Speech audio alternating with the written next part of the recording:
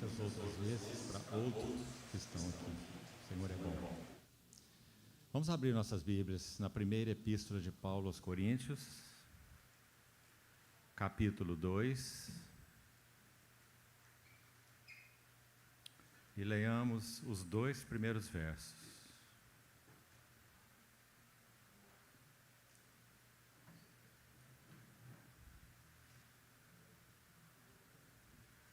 Primeiro aos Coríntios, capítulo 2. Eu, irmãos, quando fui ter convosco, anunciando-vos o testemunho de Deus, não o fiz com ostentação de linguagem ou de sabedoria, porque decidi nada saber entre vós, senão a Jesus Cristo e este crucificado. Vamos chamar a atenção para essa parte final do verso 2. Nada saber entre vós, senão a Jesus Cristo e este crucificado. Vamos ter uma palavra de oração. Amado Pai Celestial, quão gratos nós somos por podermos ter Tua Santa Palavra em nossas mãos. Que privilégio temos, Senhor. Por isso te pedimos que envies sobre nós o Teu Santo Espírito, o Mestre das Escrituras, para que interprete Tua Palavra aos nossos corações. Fale-nos, tanto pessoalmente quanto coletivamente. Carecemos desesperadamente de ouvir-te, tocar-te, conhecer-te. Por isso, Senhor, abre as Tuas Escrituras para nós, ilumina os olhos do nosso entendimento, habilita-nos para essa comunhão. Esperamos tudo isso de Ti, porque oramos no precioso nome do Teu Filho, o nosso Senhor Jesus. Amém. Meus amados irmãos, nós iremos ler uma sequência de textos, todos eles se referindo à história do apóstolo Paulo com o Senhor, para que nós vejamos como essa história iniciou, ao ponto dele dizer o que disse nesses versos que acabamos de ler. Vamos recordar mais uma vez esse verso, esses 2 versos. Ele disse assim: eu, irmãos, quando fui ter convosco. Em que história ligada a esse verso Paulo estava vivendo com esses irmãos coríntios? A epístola é muito clara em dizer 2 coisas muito importantes sobre eles, além de outras. Então ouça com atenção. No capítulo 1, verso 9, verso 7 a 9, Paulo vai dizer que essa assembleia em tudo foi enriquecida nele. Em tudo. Ele vai explicar o que é esse tudo. Ele diz: em toda palavra, em todo conhecimento, de maneira que não vos falte nenhum dom.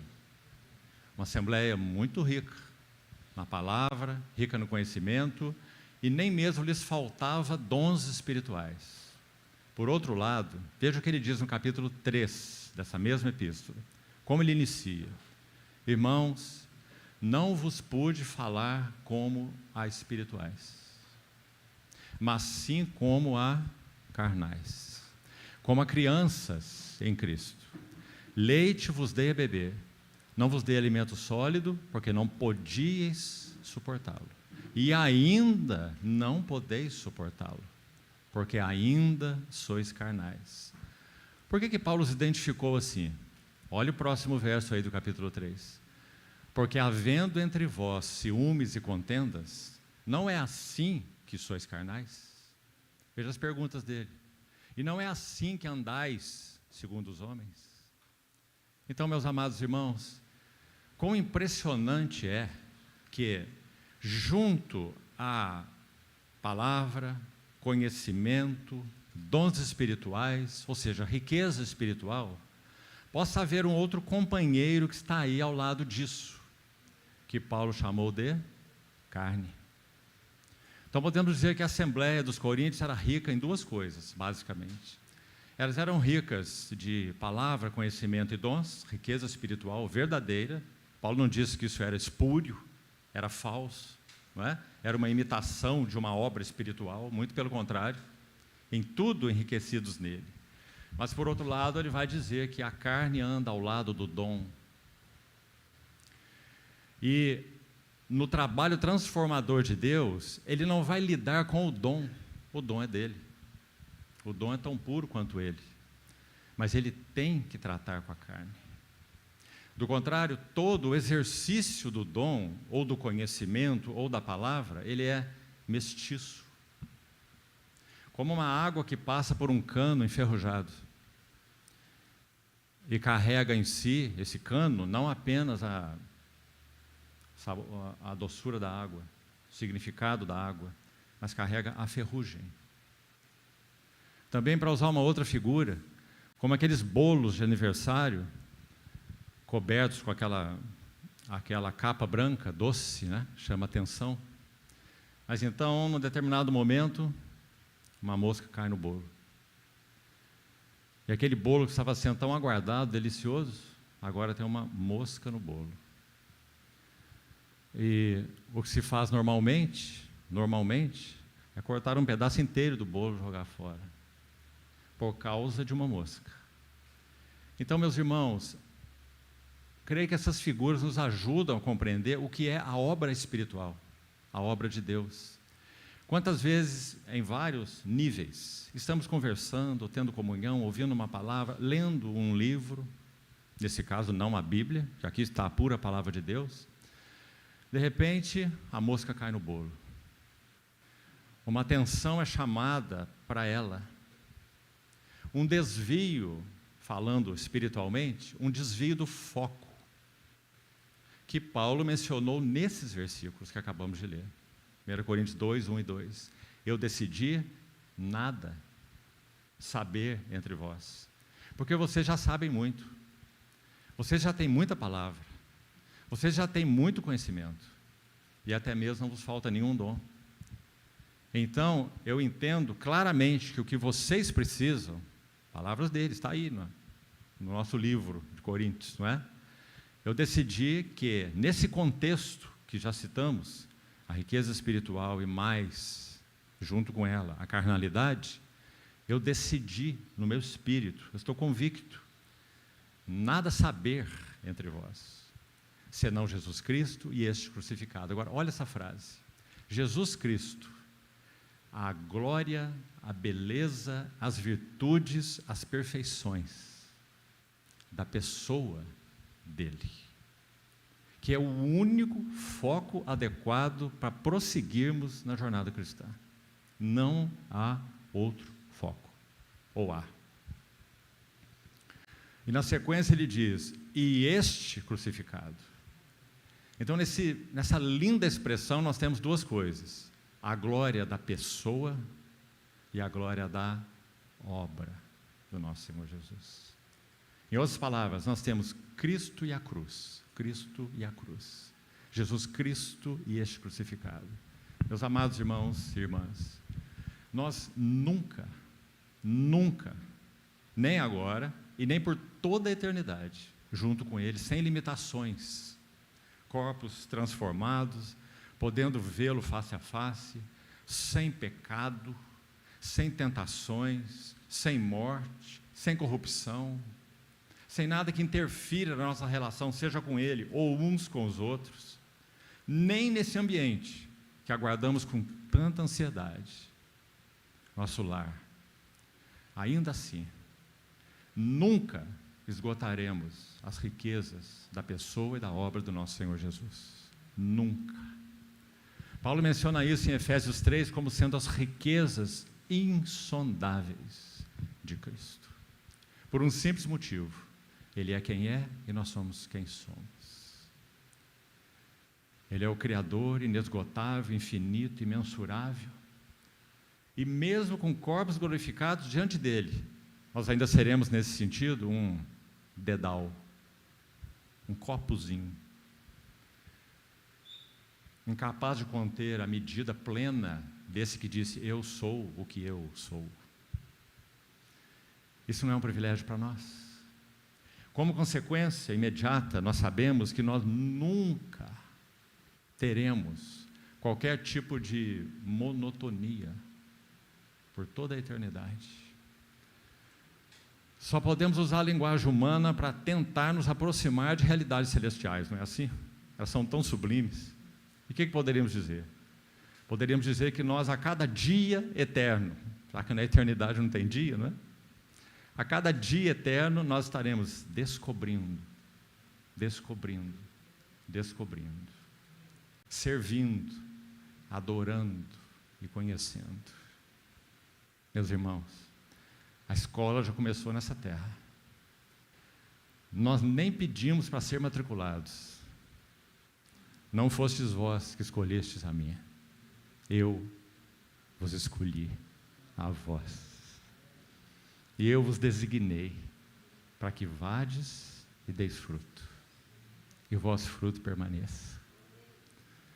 Ah, meus amados irmãos, quando o homem pecou e foi destituído daquela habitação de comunhão no Éden, que significa deleite ou desfrute,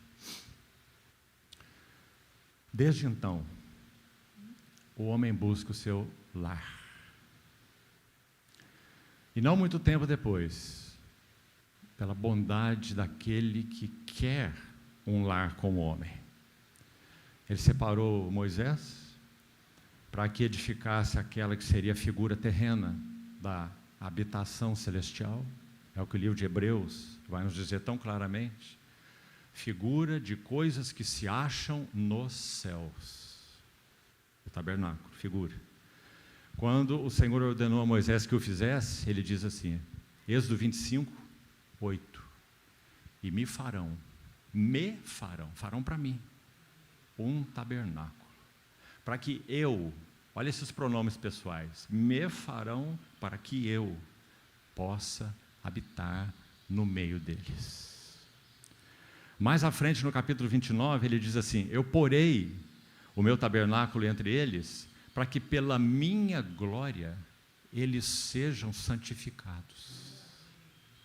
Meus amados irmãos, é por causa da revelação da glória da pessoa e da obra do nosso Senhor Jesus que nós estamos sendo santificados. Porque contemplando a sua glória, mesmo ainda agora como em espelho, ou por espelho, o resultado em nós é, somos transformados de glória em glória, na sua própria imagem, pelo Espírito do Senhor, que é, podemos dizer, o executor da Trindade. É Ele quem foi nos dado para morar em nós, para comunicar-nos tudo isso que Paulo chamou de as riquezas insondáveis de Cristo. Meus queridos irmãos e irmãs, há um privilégio mais elevado nessa terra? Será que compreendemos agora porque um homem tão preparado, instruído, culto, eloquente, versado em 3 culturas, Saulo, estamos falando de Saulo de Tarso, por que ele vai dizer assim depois de jornadear com o Senhor já há mais de 20 anos? Depois de uma tremenda experiência na estrada de Damasco, ele vai dizer, esquecendo-me das coisas que para trás ficam. O que ficava para trás na jornada de Saulo? Muita coisa, irmão. Ficavam para trás muita luta, ficava para trás muito sofrimento. Uma vez 5 vezes recebi dos judeus uma quarentena de açoites, menos um. 195 chicotadas. 3 vezes fui fustigado com varas. Uma vez apedrejado. Em naufrágio muitas vezes. Em jejuns, em vigílias. Em perigos no deserto, em perigos no mar, em perigos entre salteadores. Ninguém me moleste. Eu trago no corpo as marcas do Senhor Jesus. Então, meus amados irmãos, esse Saulo de Tarso é quem disse, esquecendo-me das coisas que para trás ficam. Mas há um outro lado dessas coisas que para trás ficam ainda. Não essas que já mencionei aqui. Essas outras são muito sucesso, quero usar essa palavra propositalmente, muito sucesso espiritual. O apóstolo Paulo entrava em cidades que só tinha pagãos, só pagãos, e algumas de idolatria crassa e declarada, não é? Lembra de Corinto mesmo? Templo de Apolo. Lembra de Éfeso? Templo de Diana. Paulo entrava nas cidades onde só havia pagãos, e ele saía de lá, havia igreja. A obra de Deus através desse vaso. Então ele diz: esquecendo-me das coisas que para trás ficam. Essas igrejas não são minhas. Quando ele se despede de Éfeso, dos presbíteros de Éfeso, conversando com eles em Mileto, Atos capítulo 20, ele diz: vocês nunca mais verão o meu rosto. Mas eu vos encomendo ao Senhor e à palavra da sua graça. Está muito claro o que ele está dizendo, não é? Vocês não precisam de mim, vocês precisam dele. Eu vos encomendo ao Senhor e à sua palavra. Ela tem poder para vos edificar e dar herança entre todos os que são santificados pela fé em mim. E deixou o modelo com eles, né? De ninguém eu cobicei, nem ouro, nem prata e nem vestes. Essas mãos serviram para o meu sustento e dos que estavam comigo. E com isso, ele vai dizer, experimentando as benditas palavras do Senhor Jesus, mais bem-aventurado é dar do que receber. Quando ele termina esse discurso tão maravilhoso, tão cheio de instrução, Atos 20, desde o verso 17, ele vai dizer assim, após dizer, vocês nunca mais verão o meu rosto, então nós temos aquela cena de comunhão, de amor, de doçura, diante de um servo, como nós dissemos, irmãos, tão cheio de revelação, tão cheio da graça, tão cheio de poder, não é? Certo que muitos outros servos experimentaram a mesma coisa, Pedro, João, não é? Nós estamos falando de Saulo, porque em alguns aspectos, nós vamos ver alguns deles, se pudermos, ainda nessa manhã, e talvez na segunda sessão também, ele foi um vaso particularmente separado para algo particular também, a ponto dele se chamar, se referir a si mesmo, como sendo um modelo para todos quantos hão de crer nele para a vida eterna. E essa palavra é muito forte, que ele usou escrevendo para Timóteo. Ele me buscou lá onde eu estava para talhar, forjar em mim um modelo para todos os que hão de crer nele para a vida eterna. Isso nos inclui, porque nós também já cremos nele para a vida eterna, no nosso Senhor. Então ele era muito consciente que o Senhor não apenas estava obtendo na vida dele um servo, mas que o Senhor estava obtendo na vida dele um modelo. Você já levou em conta que através do apóstolo Paulo nós temos metade do Novo Testamento? Você já levou isso em conta? 13 livros. E não estamos contando Hebreus. Possivelmente Hebreus não foi dele. 13 livros dos 27 do Novo Testamento. Então, esquecendo-me das coisas que para trás ficam, todas elas, sejam sucessos, sejam dores, e avançando, que palavra é essa, não é?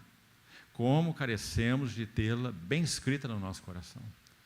Temos tido um senso de avançar. Meus irmãos, todos nós aqui, sem exceção, estou seguro da afirmação que estou fazendo. Nós vivemos no passado contextos, vamos chamar de religiosos, difíceis. Todos. É certo que nós temos que ser capazes de, ao dar o banho no bebê, não jogarmos pela janela a água suja e o bebê junto, né? Mas jogarmos só a água suja e deixarmos o bebê na toalha, bem acolhido. Então aquilo que de alguma maneira teve real valor espiritual na nossa jornada, nós devemos guardar, devemos apreciar, devemos manter dentro de nós, porque se foi do Senhor, está aí constituído em nós. Mas sem dúvida há muita coisa. E não é só quando olhamos para o passado, não. muitas vezes é para o presente também, em que necessitamos ser desentulhados. Você se lembra que a história de Isaac, narrada em Gênesis 26, disse dele que ele cavou e desentulhou os poços que seu pai Abraão havia cavado. E quem os entulhou foram os filisteus, que na tipologia bíblica, muito interessante, é uma figura do eu. Cada inimigo daqueles, midianitas, por exemplo, no tempo de Gideão, era uma figura da carne. Cada um daqueles inimigos representa uma figura em termos de batalha espiritual. Por isso aquele livro de Juízes é tão importante na Bíblia. O filisteu representa o eu. Então, o que entulhou os poços que o seu pai Abraão havia cavado foram os filisteus. Tudo de nós que tenha o eu como fonte é entulho para o fluir das águas vivas. E nós precisamos perguntar para o Senhor quais são esses entulhos. Entulho do eu. Então, esquecendo as coisas que para trás ficam, avanço para as que diante de mim estão. Bem, quando ele diz avanço para as que diante de mim estão, quais seriam essas coisas? Esse texto que estamos citando é Filipenses 3, não é? Você deve saber. Como que ele resume essas coisas? Escute o que ele diz. Eu prossigo para o alvo. Primeiro ele disse, as coisas que para trás ficam eu deixo, avanço para as que, então as coisas que diante de mim estão, mas ele resumiu todas essas coisas em uma coisa. Aliás, ele diz isso nesse texto, né? Uma coisa eu faço, uma coisa. Esquecendo-me, prossigo, agora ele vai singularizar. O alvo, não um alvo entre outros, para o alvo da soberana vocação. Aquele termo para soberana vocação é interessante, fala de uma vocação ascensional, ascendente, como se fosse helicoidal. O trabalho de Deus em nós é como o trabalho do redemoinho transformador de Jó. Depois de tudo que o Senhor fez na vida dele, o Senhor falou com ele através de um redemoinho. Um redemoinho, você sabe, ele transporta o que está na terra para alturas, né? Foi o resultado do trabalho transformador de Deus na vida de Jó. Então, ascensional vocação de Deus em Cristo Jesus. Nos versos anteriores ele já havia dito assim, para o, de novo, singularizado, para o conhecer. Ora, meus irmãos, Paulo já estava andando com o Senhor, como falamos, há mais de 20 anos. E qual é o supremo anelo do seu coração? Não era a obra de Deus, não era mais igrejas, certo? Está escrito em Filipenses 3, desde o verso 8. Por causa da sublimidade, falta a palavra, né? Falta no grego, falta no português, falta em qualquer língua, para expressar o que é conhecer o nosso Senhor progressivamente.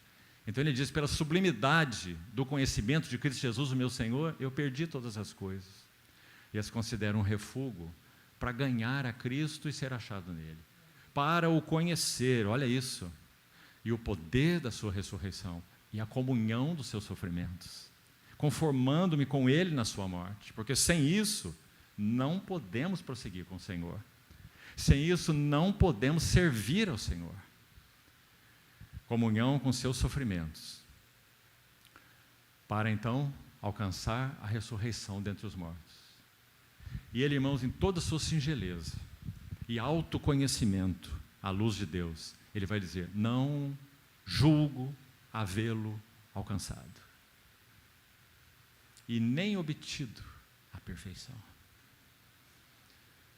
Então ele vai dizer, mas uma coisa eu faço. Então, meus irmãos, nós vamos ler alguns textos agora, então prepare a sua Bíblia aí, e vamos ver como essa história começou.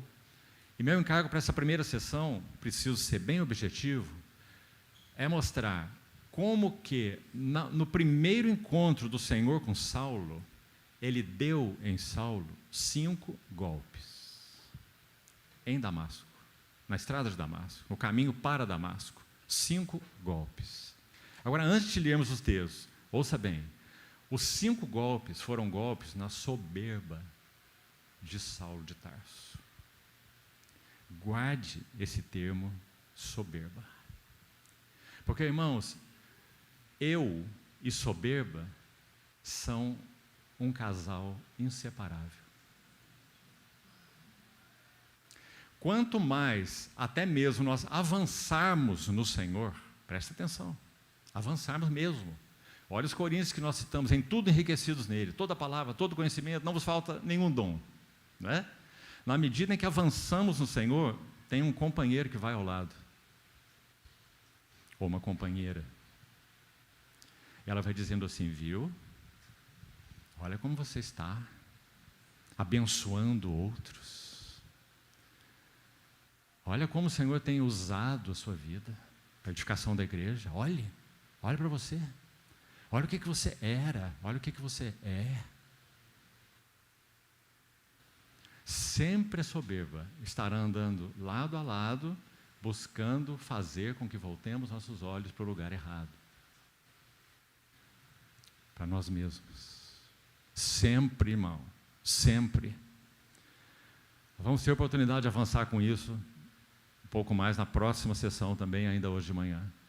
O que você acha que Paulo quis dizer quando ele disse assim, 2 Coríntios 12, por causa da grandeza das revelações, foi-me posto uma estaca, não é um espinho, uma estaca, como essa que usa para armar tendas, certo? Essa é a palavra na língua original. Foi-me posto uma estaca na carne, mensageiro de Satanás, para me esbofetear, a fim de que eu não me exalte.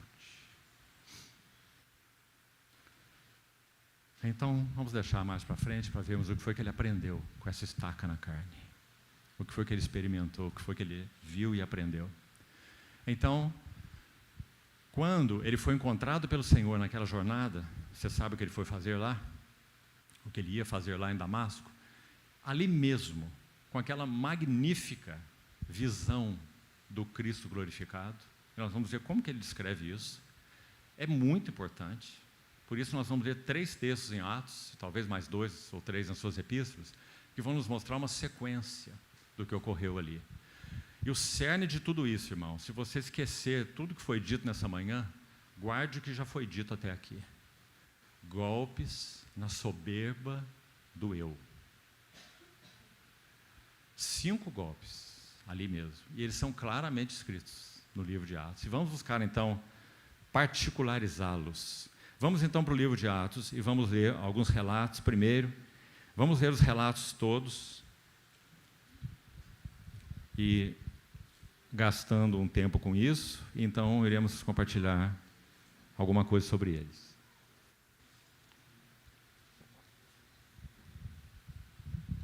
O primeiro deles é Atos capítulo 9.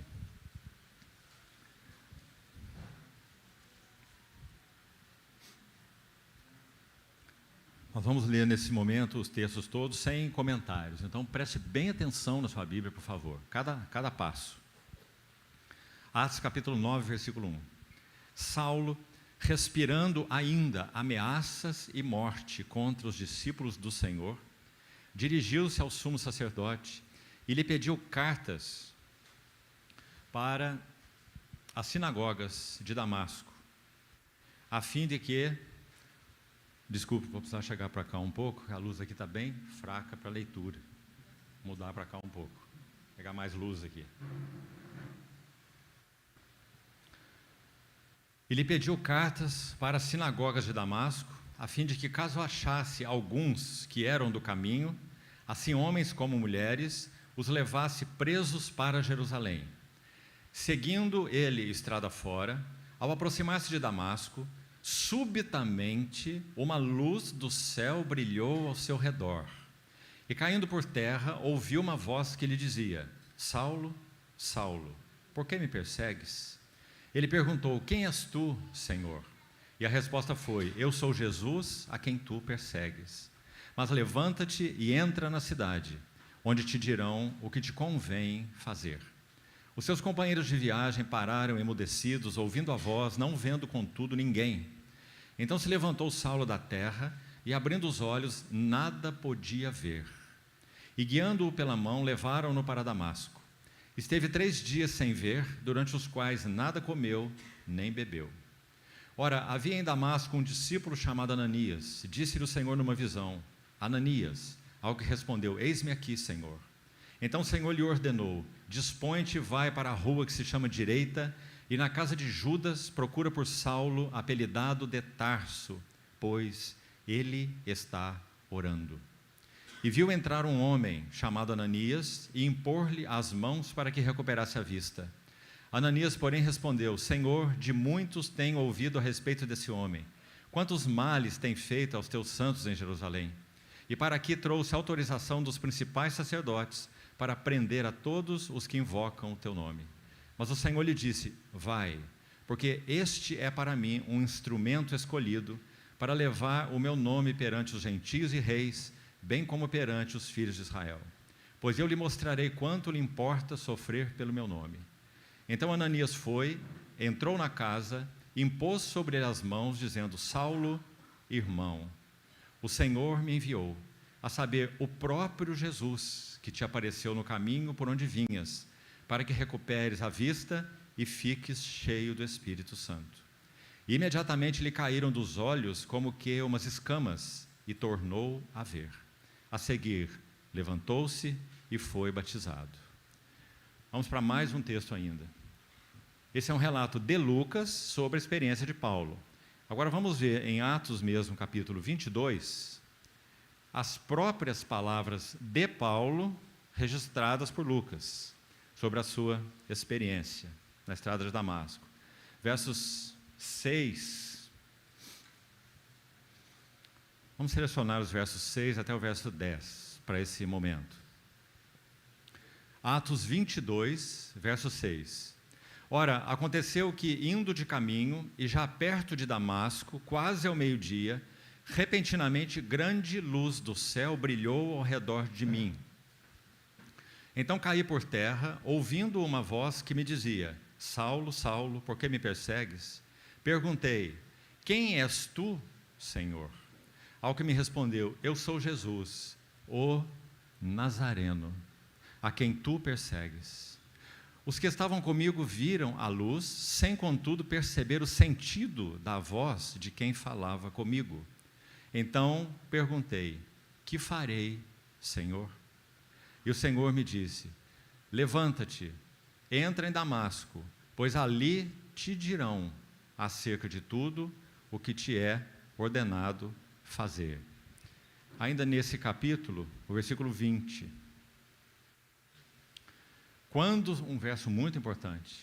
Quando se derramava o sangue de Estevão, tua testemunha, teu mártir, eu também estava presente, consentia nisso e até guardei as vestes dos que o matavam.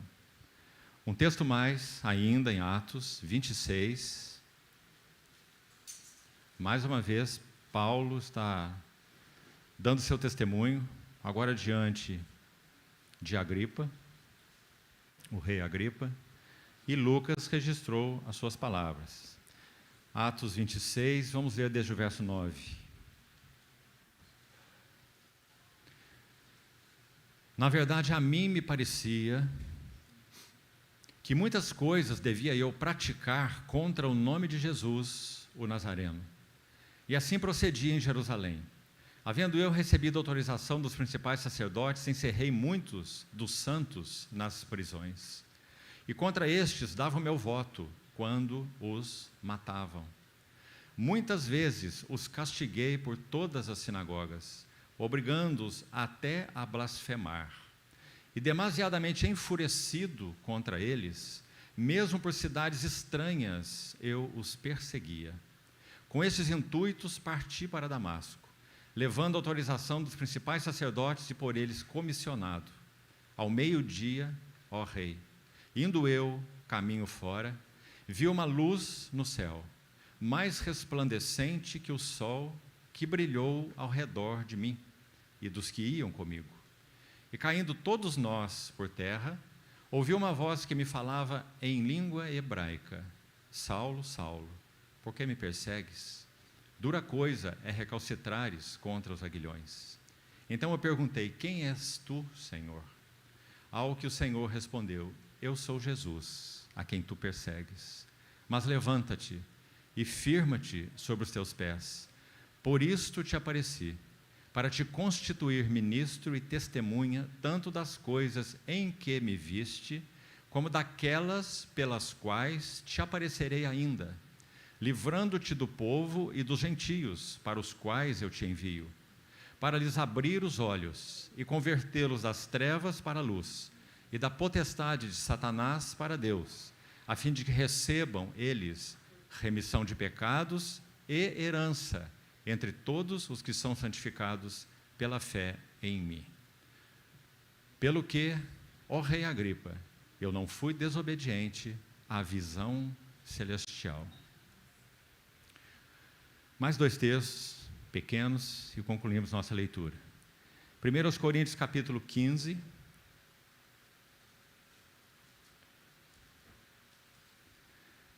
Veja como ele mesmo, que escreveu a carta aos Coríntios, ele está falando sobre essa sua experiência em Damasco, na estrada de Damasco.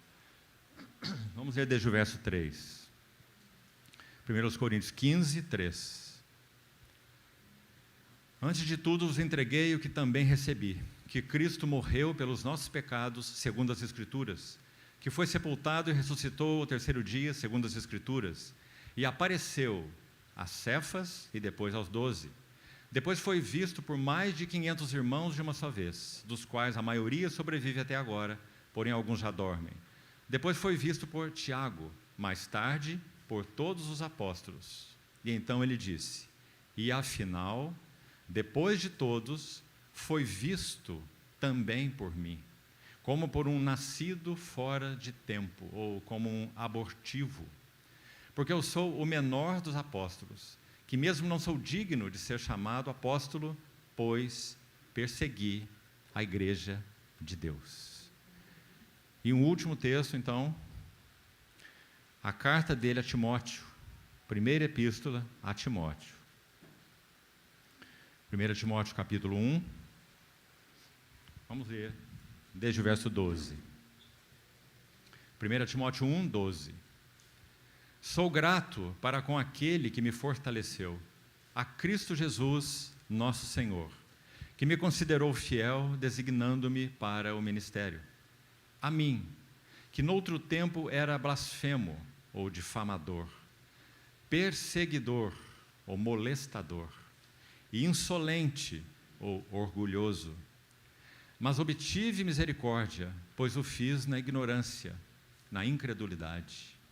Transbordou, porém, a graça do nosso Senhor Jesus, com a fé e o amor que há em Cristo Jesus. Fiel é a palavra e digna de toda aceitação, que Cristo Jesus veio ao mundo para salvar os pecadores, dos quais eu sou o principal. Mas por esta mesma razão me foi concedida misericórdia, para que em mim, o principal, evidenciasse Jesus a sua completa longanimidade, e servisse eu de modelo a quantos hão de crer nele para a vida eterna. Então, esses textos preciosos resumem, a maioria deles, com exceção de Atos 9, que é Lucas narrando, todos os outros são palavras do próprio Paulo, sobre a experiência que ele teve em Damasco. Agora, objetivamente, então, para que você possa levar para casa, para o seu quarto secreto, não deixar anotação só no teu caderno, e possa meditar, orar, se abrir diante do Senhor, para que o Senhor traga para você também a realidade desses golpes. O quanto já conhecemos, já experimentamos em nossas próprias vidas e jornada com o Senhor, o significado desses golpes. Porque sem isso, meus amados irmãos, o tema maior que demos para esse encontro, solicitado pelos irmãos, foi o seguinte: o caminho, ou fundamentos, alguns fundamentos, da recuperação do testemunho do Senhor. Alguns fundamentos da recuperação do testemunho do Senhor. Não é isso que todos precisamos? Nosso coração não é para o Senhor, sua pessoa e sua gloriosa obra. Nós não sabemos que o Senhor tem um testemunho na terra, tem uma casa na terra. Um servo do Senhor escreve obras muito preciosas, ainda estão apenas em inglês, chamado C.A. Coates. Ele tem uma obra linda chamada The House of God, e nessa obra ele diz assim: se Deus tem uma casa aqui na terra, este deveria ser um real centro de interesse para todo homem de fé. Ele não está dizendo que a casa de Deus é o centro de nossa visão. Não foi esse termo que ele usou, né? Ele está dizendo que se Deus tem uma casa na terra, então esse é um centro de interesse para todo homem de fé. Por quê? Não é por causa da casa em si, é porque Deus tem uma casa na terra. Porque Ele determinou ter uma casa na terra. Então, quais são as características de sua casa? Qual é a natureza de sua casa? Como vive a sua casa? Como são os relacionamentos da sua casa? Mas, irmãos, já vou seguir com os golpes aqui rapidamente, mas ainda escute isso com atenção. A única visão da igreja que nós temos é a visão de Jesus. Você ouviu bem, irmão? A igreja não tem outra visão que possa sustentá-la, edificá-la, alimentá-la, fazer com que ela cresça, avance, seja útil nas mãos do Senhor, que não seja a visão de Jesus. Agora eu vou colocar outra coisa bastante importante e delicada aqui para você pensar. A visão de Jesus é objetiva, certo? Ele é quem é, nós somos quem somos, os redimidos dele, e é pelo Espírito Santo que a face de Jesus, as glórias, belezas, virtudes, perfeições, vão sendo descortinadas a nós. Não é assim? Então isso é o que nós chamamos de visão objetiva. Ele é Ele, nós somos nós, embora vivamos uma vida de união com Ele. Mas Ele não somos nós e nem nós somos Ele. Não é? Não vamos confundir as coisas. Ele permanece assentado à destra da majestade nas alturas, um homem nos céus em glória. Não é? Então a visão de Cristo, ela é objetiva. O Espírito Santo revela Cristo a nós. Agora, presta atenção, se queremos usar essa expressão, visão da igreja, a visão da igreja é subjetiva. O que significa isso? Significa que a cada passo nós vamos experimentando, me ouça bem, na nossa jornada, no nosso relacionamento de comunhão, o que chamamos de vida da igreja, é aí que nós estamos, nós vamos experimentando o quê? Subjetivamente, as verdades que estão ligadas à vida cristã. Relacionamento. Rogo-vos, pois eu, prisioneiro no Senhor, que andeis de modo digno da vocação a que foste chamados. Como? Toda humildade, mansidão, longanimidade, suportando, sendo suporte uns aos outros, em amor, preservando a unidade do Espírito no vínculo da paz. Isso não é subjetivo, irmãos? Isso não é experiência? Não é? Os irmãos estão compreendendo? Então não há algo objetivo, preste atenção, por favor, não feche a sua mente aí. Não há algo objetivo que nós chamamos de visão da igreja, que possa estabelecer determinadas práticas assim ou assim, para que então essa realidade da igreja possa ser trazida por causa dessas práticas que foram estigmatizadas. Porque essa então é a visão da igreja. Onde está isso na Bíblia, irmão? A experiência que a igreja tem, repetindo, das verdades relacionadas à vida cristã, vida com o Senhor, vida uns com os outros, relacionamentos. As epístolas estão cheias disso, é só você ler. Não mais andeis como andam os gentios. Andai em amor, andei de modo digno da vocação. Tudo isso é experiência cristã, é a experiência da vida da igreja, certo? Então, guarde isso, irmão. Que problema, quando algo que é chamado visão do corpo, é então padronizado, de tal forma que se isso não for de alguma forma respeitado ou vivido, então nós estamos fora da experiência da igreja. Onde que isso está na Bíblia, irmão? Onde que isso está nos ensinos do Novo Testamento? Repetindo, a única visão que a igreja tem é a visão de Jesus. Você se lembra do Monte da Transfiguração? Ah, tem a lei lá, não tem? Tem os mandamentos, tem as regras, é assim, é isso, não é aquilo, façam isso, não façam aquilo, não é? Tem profetas também. Elias está lá, não está? Mas o que aconteceu? Pedro ficou muito empolgado, porque o nosso coração é assim. Como que eu tenho que fazer, como que eu tenho que andar, para que então eu tenha realidade? Me dá a forma, para que a forma me traga a realidade. Nunca um molde irá nos trazer realidade. É o contrário. É a realidade que vai nos ensinar, nos ajudar, nos equipar para andarmos assim ou assim, conforme o Novo Testamento ensina. Porque é Cristo em vós, esperança da glória. Então, irmãos, que coisa delicada isso, irmão. Uma pequena inversão, fazendo todo um estrago. Eu quero dizer honestamente, porque eu estou falando em primeiro lugar na presença do Senhor, não é na presença dos irmãos, certo? Então me escutem de novo isso aí, não feche sua mente. Também fui criado em um contexto religioso. Então o que eu estou dizendo aqui vale para todos eles. Todos, sejam eles quais forem. Todos os contextos religiosos. Usando essa palavra religião especificamente aí no mau sentido, já que Tiago a usa no bom sentido. Lembra? A religião pura e sem mácula é essa. Lembra de Tiago falando? Não acho que a epístola de Tiago é epístola de palha, não, viu? Porque ela não é. Alguns é que não a entenderam. Então, mas eu estou falando do lado perverso da religião do homem. Todos os contextos têm os seus moldes. Adapte-se a este molde e você será o melhor cristão. Porque é assim que se vive a vida cristã. É assim que se vive a vida da igreja. Então, repetindo, a visão de Cristo é objetiva. E maravilhosamente revelada a nós, Cristo, pelo Espírito Santo. Ele veio para isso. Ele me glorificará. Não são palavras do nosso Senhor? Porque Ele irá receber tudo o que é meu. E vou-lo de anunciar. Que maravilhoso ministério. Aliás, sem esse ministério não haveria igreja, nem haveria vida da igreja, não haveria nada. Não é? Então, reforçando uma vez mais para seguirmos. O entendimento a respeito do corpo de Cristo é subjetivo. Eu já falei isso várias vezes, irmãos, mas vou repetir também aqui uma vez mais, porque é tão importante.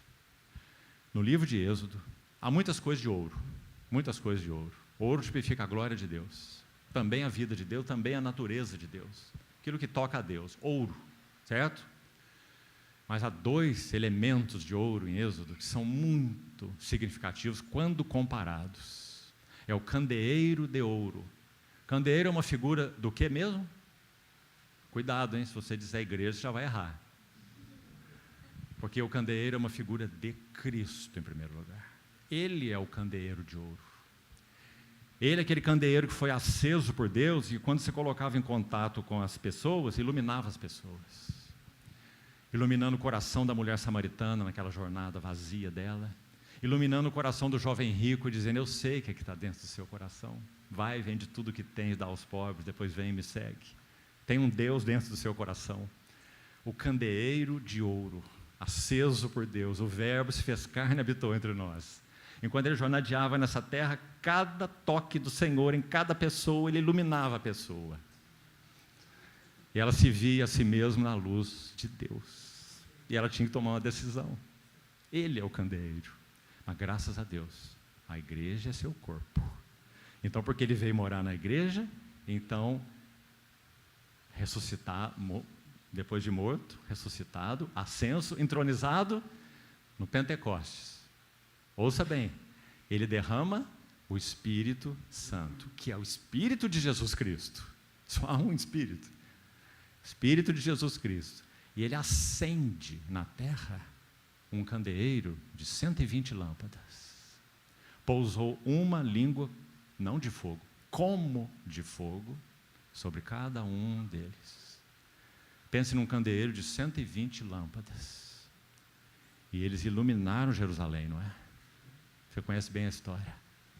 Por isso, em Apocalipse, as Assembleias do Senhor, as igrejas, são descritas como candeeiros de ouro, porque Ele é o candeeiro, né?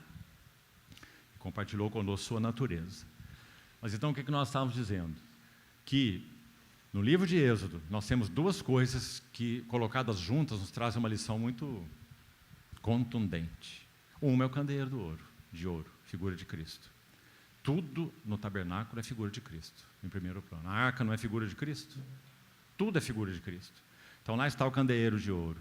E o outro elemento, Êxodo 32, o bezerro de ouro. Irmão, pense sobre isso. O candeeiro de ouro é esculpido. E leia o texto para você ver, com golpes. Nós vamos falar dos golpes, né? Estamos tentando falar desde o começo. O candeeiro de ouro é esculpido com golpes de martelo e cinzel, ou formão. Imagine essa obra de arte. Deus encheu de sabedoria o espírito de Aholiabe e um outro artesão que é citado lá, em Êxodo.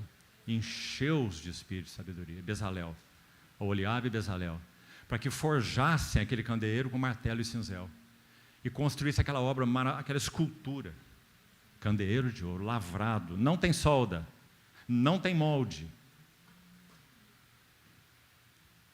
Nos nossos relacionamentos, meus irmãos, nem tem lugar para solda e nem tem lugar para molde. Nunca haverá realidade de testemunho do Senhor se o martelo e o cinzel não trabalharem. O que é o martelo e o cinzel trabalhando em nossas vidas? É o trabalho da cruz. Por isso eu decidi nada saber entre vós. Vocês são tão ricos, palavra, conhecimento, dons, que mais que eu poderia acrescentar? Paulo vai dizer em outras palavras, né? Escrevendo para eles. Então eu decidi nada saber, porque o que vocês precisam é mais clareza de quem é Jesus. E mais clareza da obra da cruz.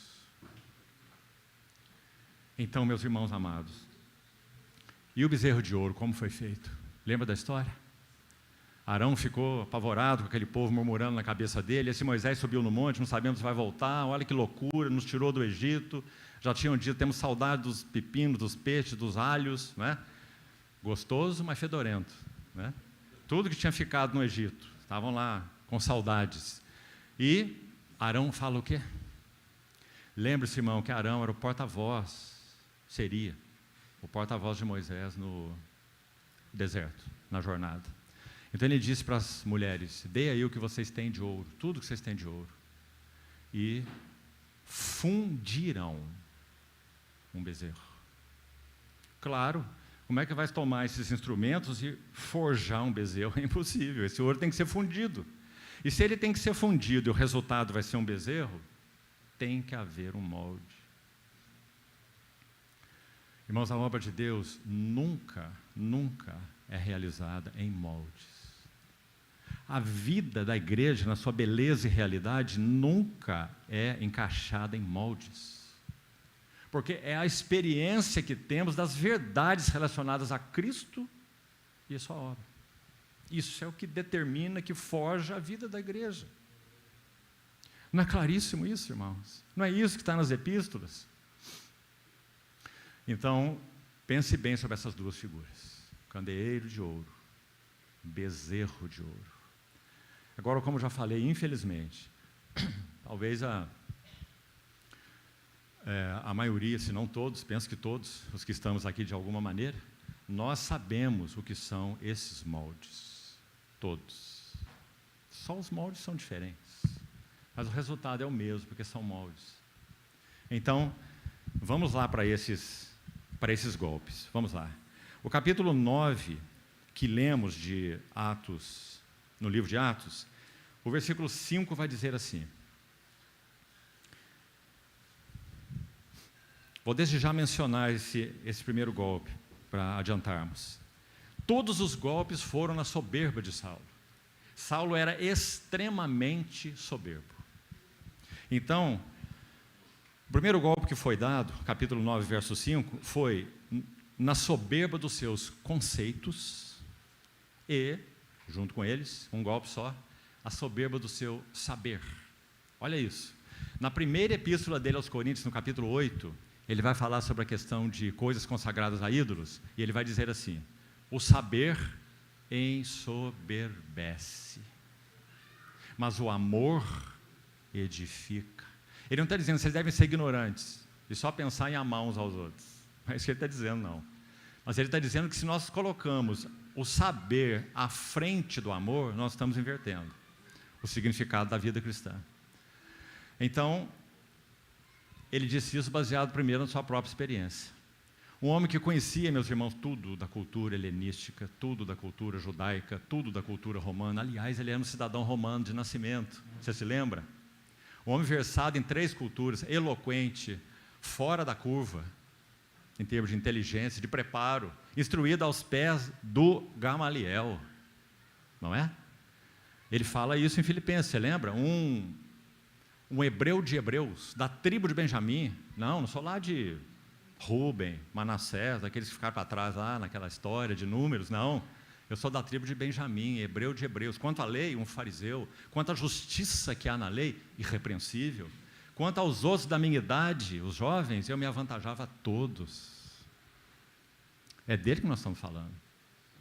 Então, capítulo 9, verso 5, que já lemos, diz assim: ele perguntou: quem és tu, Senhor? Que pergunta! Porque quem está perguntando isso é um homem que achava que sabia tudo sobre Jeová. Os caminhos de Jeová, a vontade de Jeová, a lei de Jeová, o profeta de Jeová, Moisés, tudo ele sabia.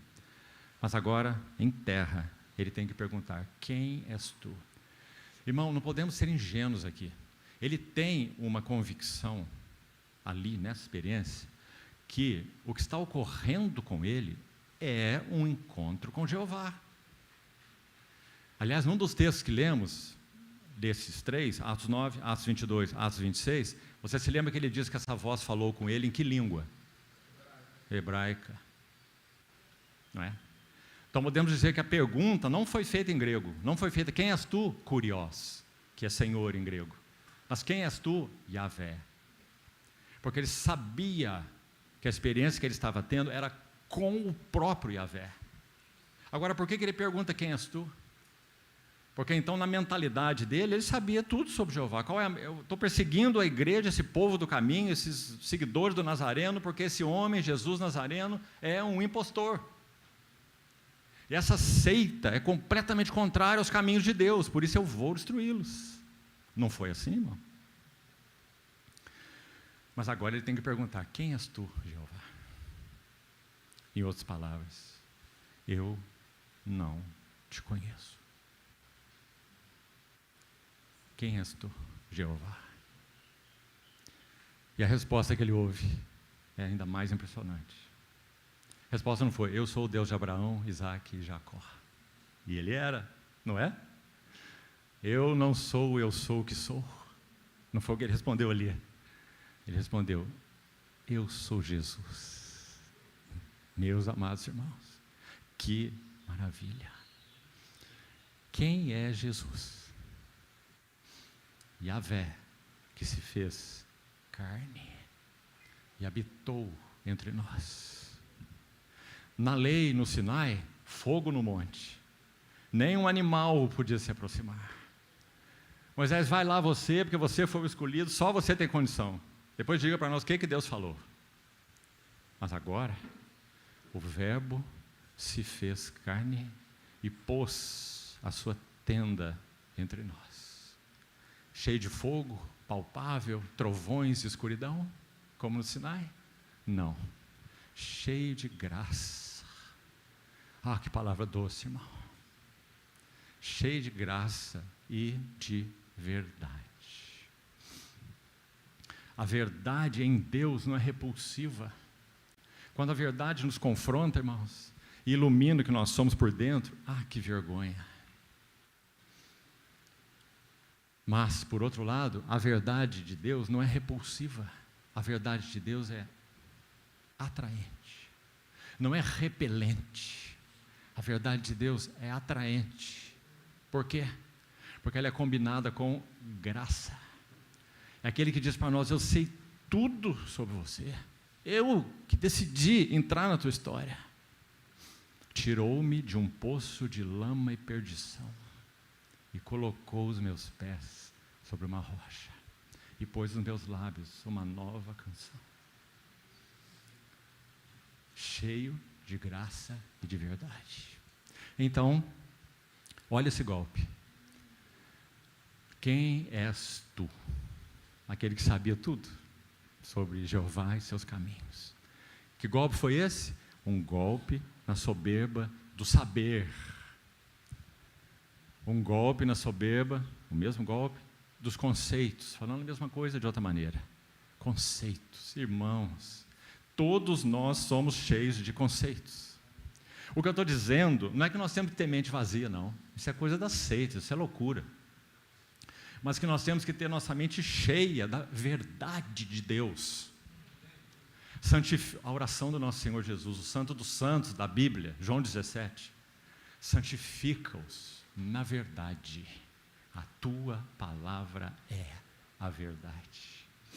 Que bênção, meus irmãos. Efésios 4. Não foi assim que aprendestes a Cristo, se é que de fato o tendes ouvido. Os efésios, pagãos, não eram judeus, não eram da aliança. E Paulo disse, vocês estão ouvindo Cristo. Estão ouvindo Cristo através do meu serviço. Não é? Efésios 4:20. Não foi assim que aprendestes Cristo, se é que de fato o tendes ouvido e nele fostes instruídos. Segundo, instruídos como? Segundo a verdade em Jesus. Efésios 4:20-24. No sentido de que, quanto ao trato passado, despojeis do velho homem, etc. Vos renoveis no espírito do vosso entendimento e vos revistais do novo homem. Então aí está Saulo experimentando esse primeiro golpe. Em outras palavras, Yahvé, na pessoa do Jesus glorificado, o Verbo encarnado, Jesus o Nazareno, ele está dizendo, Saulo, Saulo, eu te escolhi. Ele vai dizer isso escrevendo aos Gálatas, não é?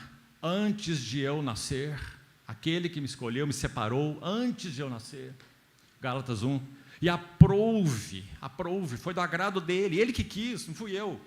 Aprouve a ele revelar o seu Filho, não para mim, mas em mim, para que eu o pregasse entre os gentios. Não consultei carne nem sangue, nem subi para Jerusalém para os que já eram apóstolos antes de mim. Então, meus amados irmãos, primeiro golpe na soberba dos conceitos, ou do saber. Cada um de nós, se queremos avançar com o Senhor, precisamos continuar recebendo esses golpes. Mais ainda, os que estão mais adiantados no Senhor, ou os irmãos mais velhos. Já sei, já tive experiência, já conheço. Para que o Senhor nos mantenha frescos, nos mantenha abertos diante dEle. Nós possamos receber dessa infinitude que é o nosso próprio Cristo. Mas, meus irmãos, antes de seguir para o segundo golpe, há um problema aqui. Nós somos tão carregados com esses conceitos, que para desarraigá-los é como uma cirurgia para remover uma lesão cancerosa maligna, aquela que enraiza. Não é um cisto que fica encapsulado. Cisto é muito fácil de remover. Já removi muitos cistos na minha vida. Agora, um câncer que é então arraigado, esse é tão complicado. Para você chegar até ele, para você remover todos os contornos. E tem que fazer o histopatológico para ver se não sobrou alguma coisa para o tecido vizinho. Essa cirurgia, que esse hábil cirurgião está fazendo em todos nós, e cada um de nós. Que mão perita, irmão. Ele não vai cortar a carne sadia e jogar fora. Ele só vai cortar carne cancerosa para nos limpar, para que nós possamos ser recuperados, restaurados, regenerados nesse sentido, não é? Essas células, quando o câncer é extraído, né, elas se regeneram, as células sadias, não é assim? Todos carecemos. Nós não temos ninguém que possa se colocar diante de nós como o são. Você entende o que eu quero dizer, não é? Todos carecemos desse processo cirúrgico. E o cirurgião está do nosso lado, dizendo, estende o seu membro, deixa eu fazer. Qual é o bisturi que ele usa? Duplo. A palavra de Deus é viva e eficaz. mais cortante que qualquer espada de 2 gumes, e penetra até o ponto de dividir alma de espírito. Quanta coisa há em nós que tem como fonte a alma, não tem como fonte o espírito. Eloquência, oratória, estudo, até teologia, irmão, até teologia. Perigoso. Esse teólogo a quem estamos nos referindo, Saulo, que levou esse golpe no saber, ele escreve se você quer usar essa palavra, usa sempre com muito cuidado, teologia. Ele descreve a maravilhosa teologia dele, especialmente aos romanos, detalhada, passo a passo, desde a condenação até a glorificação, não é? Isso para pensar em Romanos 1-8. Depois faz aquele parêntesezinho, de 9-11, e como é que ele termina o 11? Esse homem que nós estamos com ele em foco aqui agora, ele termina o capítulo 11 dizendo assim: ó, profundidade. Certa vez ia um advogado culto, ele ia às preleções de Spurgeon, em Londres, para ouvi-lo. Grandes reuniões.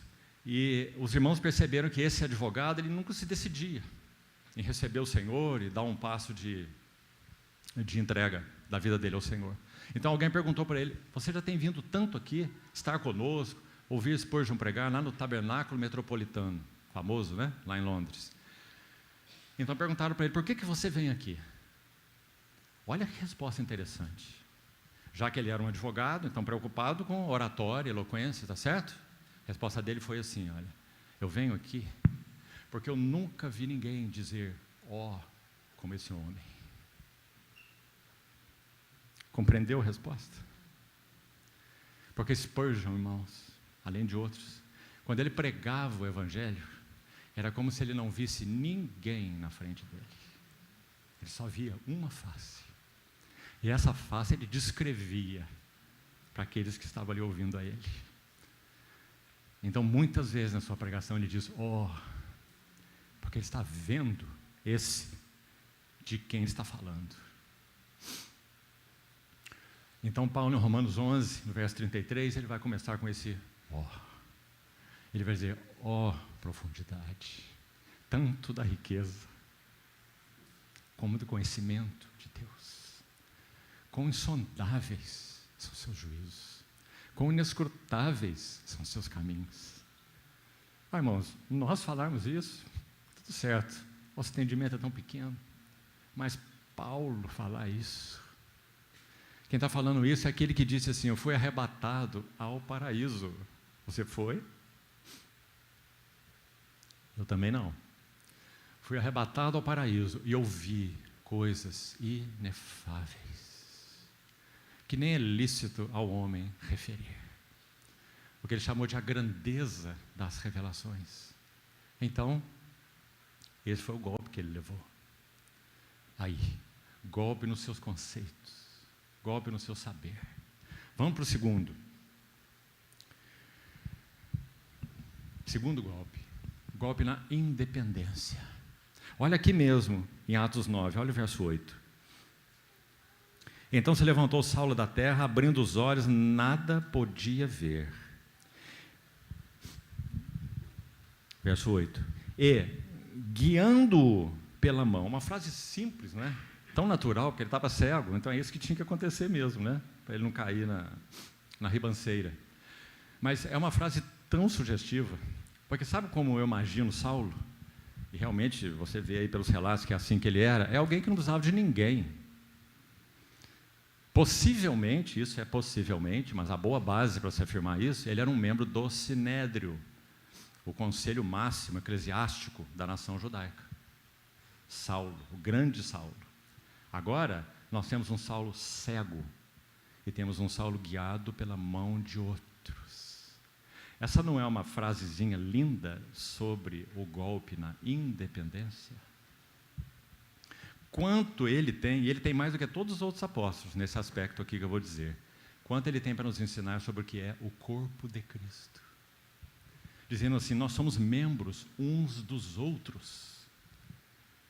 dizendo que, aos filipenses agora, que nós devemos aprender a considerar os outros superiores a nós mesmos, que nós devemos ter em vista não o que é propriamente nosso, mas cada qual ter em vista o que é do outro, e ter o mesmo sentimento que houve em Cristo Jesus. Um homem só fala assim, se ele levou um golpe fatal na sua independência. Eu me basto, eu me supro, eu me garanto. A gente ouve muito essa frase no mundo, não ouve? Eu me garanto. Especialmente aqueles que cresceram em lares difíceis, não é? Com privações, sei lá, por qualquer motivo. E de alguma maneira, como eles dizem, eu me fiz na vida. E eu me garanto.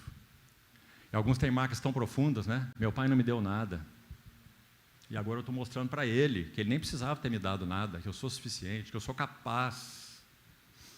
Eu. Golpe na independência. Quando ele fala sobre marido e mulher, ele diz, no Senhor, nem o homem é independente da mulher e nem a mulher do homem. Independente. Que lindo, irmãos. Quem que vai batizá-lo? Um anônimo. Nunca mais ouvimos falar dele nas Escrituras. Quem que é o Ananias? E depois de Saulo ser batizado, podemos dizer, ele estava lá orando, lembra? Eu vou citar mais à frente aqui isso. Quando as escamas caem dos olhos dele, primeiro, ele viu Jesus, ainda mais, um encontro pessoal, irmão, é diferente de uma visão simplesmente. Um encontro pessoal, ele apareceu, Paulo vai dizer, a mim. E foi dito em Atos 26, pelas palavras dele, eu ainda aparecerei a você em outras ocasiões. Você lembra lá em Corinto? Ele estava vivendo aquela situação difícil lá, o Senhor apareceu de novo a ele para encorajá-lo. Então, é esse Saulo que levou esse golpe na independência. Vamos para o próximo. Precisamos fazer um intervalo aqui, já estamos passando o horário. Número 3. O verso 9, o capítulo 9 ainda, verso 9, diz assim, esteve 3 dias sem ver, durante os quais não comeu e nem bebeu. 3 dias sem ver, ou seja, ficou cego. Que golpe está acontecendo aí? Um golpe no ativismo. Meus irmãos, todos nós, por natureza, somos ativistas. Nós queremos fazer, saber o que tem para fazer agora, o que tem para fazer em seguida, não é? E se alguém então entende o que tem que ser feito, fala para nós que o que nós queremos é obedecer. E sabe, irmãos, em alguns contextos, isso é muito comum, isso é incentivado. Ele diz assim, você não precisa pensar muito não, deixa que tem gente pensando por você, só obedeça. Não é? Isso é violar nossa própria consciência. Conheço um irmão, um servo do Senhor, que também serve o Senhor com a palavra, que viveu numa outra história por aí, um outro contexto. Certa vez ele disse assim para mim, palavras dele, irmão, eu violei a minha consciência diante do Senhor, em prol da unidade com os irmãos. Essa experiência é muito comum também, mas ela é um dano. Nenhum de nós pode violar nossa consciência diante do Senhor. Comunhão é uma coisa, comunhão é no Senhor, comunhão é um dever espiritual que nós temos uns com os outros. Comunhão, uma cooperação é diferente. Nós não temos liberdade de cooperar com aquilo que fere a visão da centralidade de Cristo. Se nós vamos cooperar com uma obra que não tem o nome de Cristo. Tem um nome particular, interesses particulares, ministérios particulares, seja o que for, muita coisa. Golpe no ativismo. Versículo 9, cego. E o verso 11 ilustra o mesmo golpe no ativismo. E também acho essa frase tão linda. Leia a última frase do verso 11, por favor. Quando é dito lá para Ananias, que Paulo, dito a ele, vai na rua que se chama direita, está aí no verso 11, na casa de Judas, procura por Saulo, apelidado de Tarso. Que instrução mais específica, né? Rua tal, pessoa tal. Não é? Que lindo isso. O mesmo Jesus agora com Ananias, vai lá e é dito assim, ele está orando. Essa frase é muito maravilhosa. Ele está orando. Irmão, ele estava atônito. Ele não entendia exatamente o que estava acontecendo com ele. Essa experiência tão tremenda, onde ele ouviu: sou Jesus que você persegue. E Jesus ficou quieto com Saulo 3 dias. De certa forma, irmão, vamos colocar no lugar dele, ele deve ter ficado desesperado para ouvir Jesus de novo, você não acha? Me orienta, Jesus. Foi o Senhor que disse para mim: entra na cidade e lá te dirão o que você deve fazer. Mas nada, nenhuma palavra, dia, noite, sem comer, sem beber, 3 dias, 3 noites, nenhuma palavra. Então chega agora diante dele um homem, e ele está cego, não vê nada, mas esse homem tem uma palavra para ele: Jesus, esse que te apareceu na estrada, ele também foi o que me enviou aqui para essa rua direita, para encontrar você e te dizer umas palavras, que ele te designou especialmente para ser um servo entre os gentios, e me disse para batizar você. E ele estava orando, então recebeu a resposta da sua oração através de Ananias. Golpe na independência. Todos dependemos uns dos outros. Todos temos medidas de Cristo. Junto com todos os santos, possais compreender a altura, a profundidade, a largura e o comprimento, e conhecer o amor de Cristo, que excede todo entendimento, para que sejais tomados de toda a plenitude de Deus. Num copinho como nós aqui, não cabe a plenitude de Deus. Então, um golpe na independência. Quarto, me desculpe ter extrapolado o horário, mas já estamos terminando. O capítulo 22, vou só citar, para você ter aí nas suas anotações. Capítulo 22, um dos relatos da experiência de Saulo, versos 14 a 18. Nós já lemos, mas você releia, por favor, posteriormente. Você vai ver que ele toma um golpe na soberba das decisões próprias. Então você vai ver aquela linda expressão. Ele não só pergunta: quem és tu, Jeová? Certo? Isso está só em Atos 22. Acho que 26 também repete. Ele faz uma segunda pergunta. Lembra qual é a segunda? A primeira é: quem és tu, Yahvé? A segunda é: que farei, Yahvé? Então esse golpe foi dado onde? Nas decisões próprias. Está aí um homem que nunca perguntava o que ele devia fazer. Ele sabia tudo o que ele devia fazer, até o ponto de perseguir a igreja de Deus. Mas agora ele tem que perguntar: quem és tu, Jeová? Que farei, Jeová? Irmãos, nós fazemos essa pergunta na nossa jornada, na nossa história, no nosso serviço. Lázaro morto, o amigo do Senhor, o lar amado, o irmão das duas tão queridas do Senhor. 4 dias até o Senhor ir para lá. Que farei, Senhor? Essa foi uma pergunta-chave na vida de Jesus. Ele sempre perguntou ao seu pai: que farei? Quando ele recebeu instrução para passar em Samaria, era necessário que ele fizesse isso, porque ele tinha que orar, ele tinha que conhecer a vontade de Deus, ele tinha que conhecer o tempo de Deus. E nós? Como que nós nos movemos? Nós vamos fazer essas perguntas para nós, irmão. Nos movemos por interesses, nos movemos por oportunidades, nos movemos pelo quê? E o quinto, para concluirmos. Aqui no capítulo 9, verso 17, diz assim: então Ananias foi, e entrando na casa, impôs sobre ele as mãos, dizendo: Saulo, irmão. Outra frase tão linda aí. Antes, Ananias tinha dito assim: esse homem é um lobo. Eu sei bem quem ele é. Ele veio para cá para nos exterminar. Lembra que Ananias disse isso?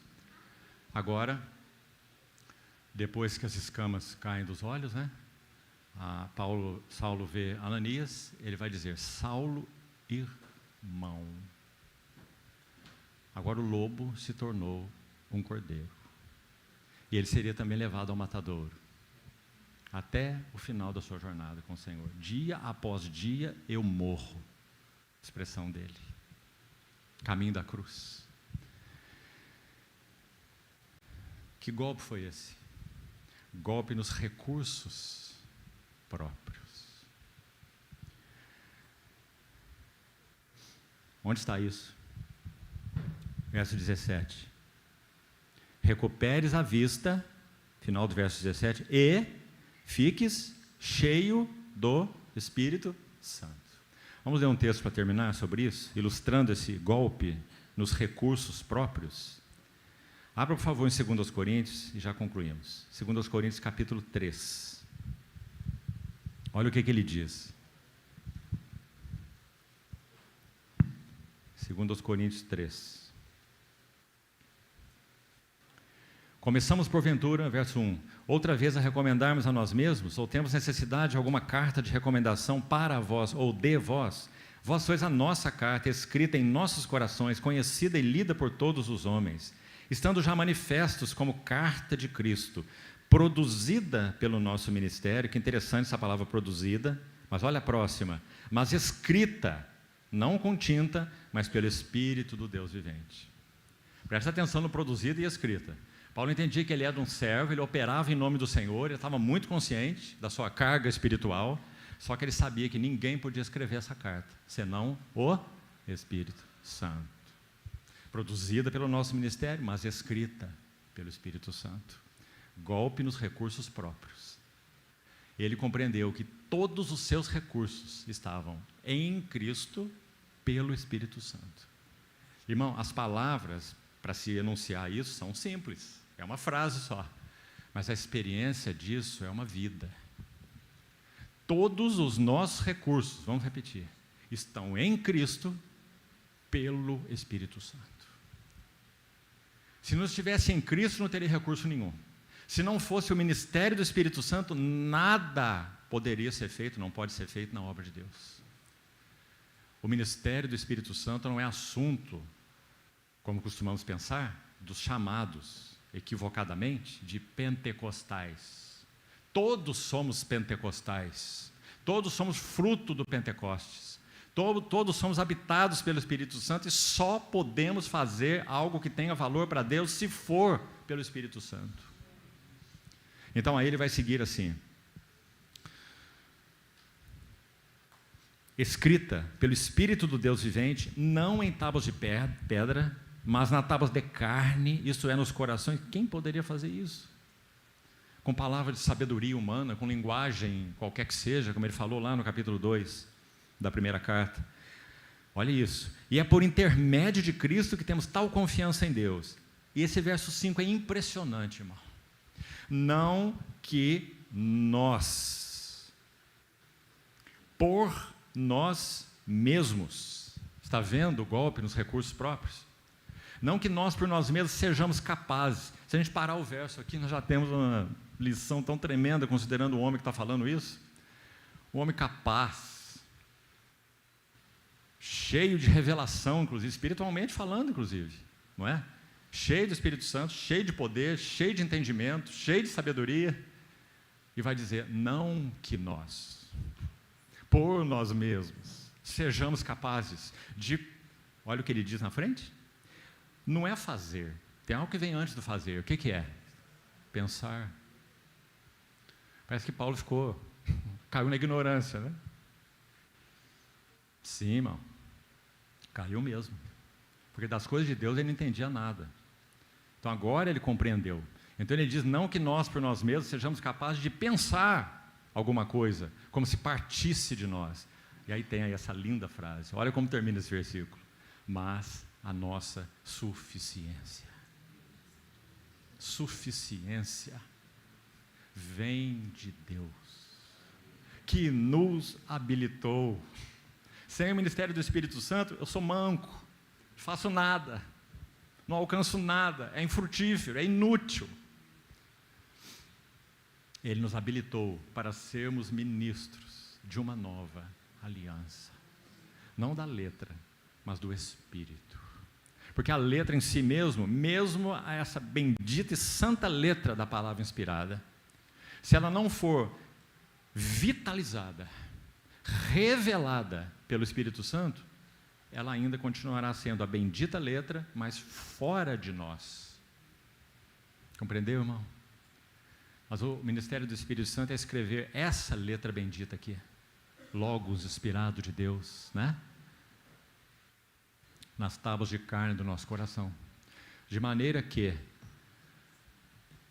se dias ainda mais difíceis vierem, como já disse um missionário em terras pagãs, quando o ameaçaram de morte, o cercaram e disseram que ia matá-lo.